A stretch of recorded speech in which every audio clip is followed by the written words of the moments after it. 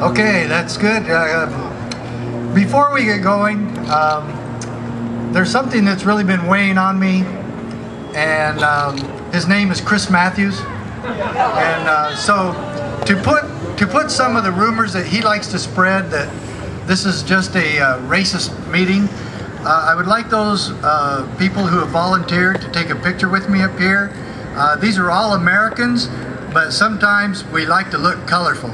So those you that I've asked to come up, please come up. And let's see, do we have, yep. Let's see, we need maybe another woman. Yeah. And anybody that wants to add more color to this, please come up. Okay. Yeah, there's a good one. The lady in the red stripe. Yep, come on up. Yep, we like some youth in this. Yes, absolutely. And then, yeah, please. Yeah, come on. Okay, we're going to stand right up here on the front step. Everybody hold hands. Everybody hold hands. This is the answer for American liberty.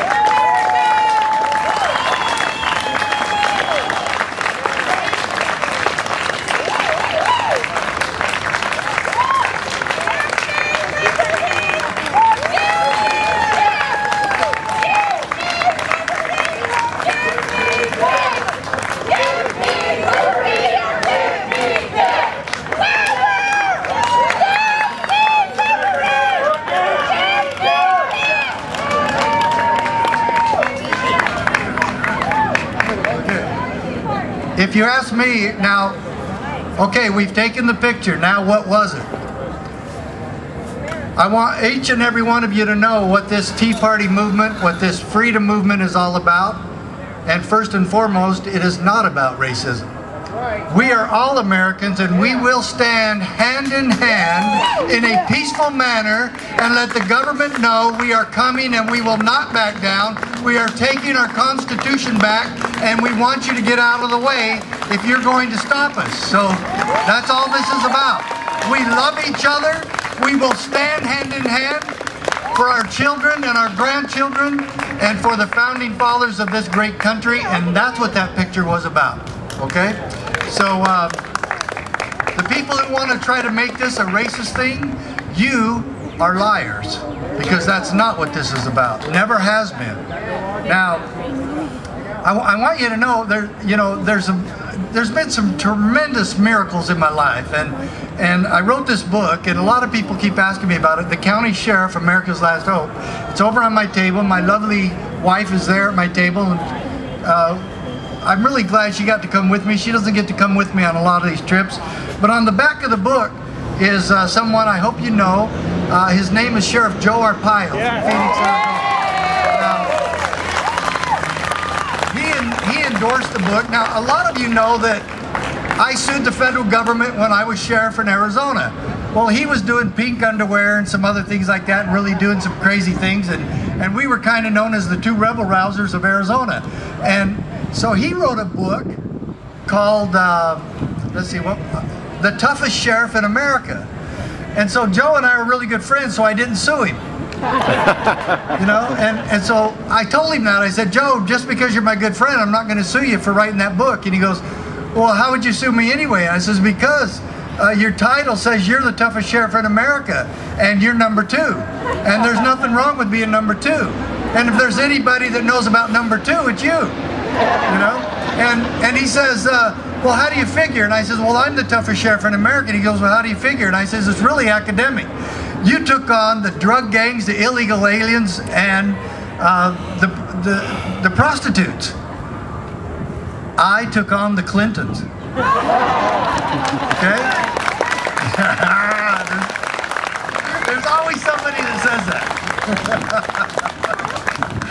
So, but in all honesty, if you look back at history, how many sheriffs have sued the federal government and won that you know of? Well, there's living proof that a sheriff did that.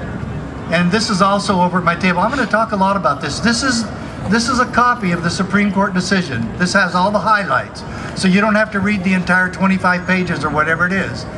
You can look at all the highlights, and this case, it says the victory for state sovereignty. That's what it did. I sued the federal government on the 10th Amendment. Do not forget the important part of that. We won! Okay? We won! This is back in 1997.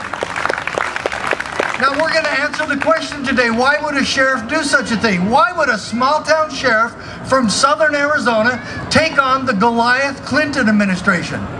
Hey, I did it and I lived to tell about it. There's a miracle, you know? But I also looked through history, and of all the people, now we all know a lot of people sued Bill Clinton. I was the only one to do so on a non-sexual matter.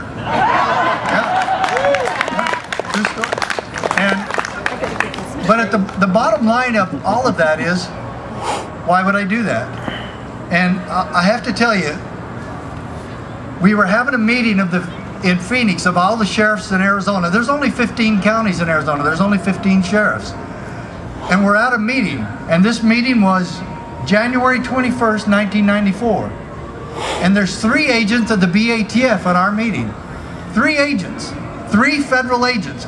And they hand us this very document. This is it. You can see it's kind of worn. This is the very document they handed us, and they said, Sheriffs, this document details your marching orders, what you will do to comply with the Brady Bill. That you will conduct background checks on every citizen in your county before they can have a handgun.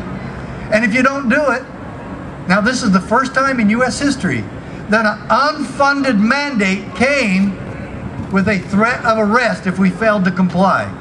They threatened to arrest us. Now, the threat of arrest is documented in this little booklet. You'll learn more in 10 minutes about state sovereignty and local autonomy by reading this little booklet than 99% of your politicians have learned in their entire lifetime. Okay? So really, you want to get them this also.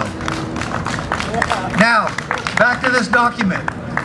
Well, after these 3 agents leave, you never heard so much cussing in your life. In fact, it started before they left, and that's why they left in such a hurry, because they knew they didn't want to fight with the sheriffs. And let me tell you, that's one thing you can take to the bank. The federal government does not want to fight with the county sheriff.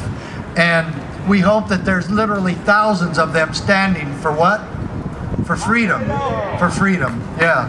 Now this document, as we read through it, we got madder and madder and more angry, and it was just crazy. And so finally we went around the table and say, okay, what's everybody going to do about this? And I said, let's get those 3 agents up back here from the BATF, and let's hand this back. Let's tell them to take this back and shove it up 1600 Pennsylvania Avenue. Okay? And you know, you remember the movie Braveheart, where William Wallace tells the redcoat soldiers to go back to King Longshanks, yeah, Edward the Longshanks, and he said, tell them that New York's sons and daughters are yours no more. And that's what I feel like saying today. We don't mean anyone any harm. We're not out to hurt anybody. This is a peaceful movement. This is the last resort that we have to keep it peaceful, and we will make use of every peaceful means to keep this beneficial to us all. We don't want an armed insurrection. That's not what this is about. This is taking a step to make sure that people are elected and put into office that know and understand the Constitution.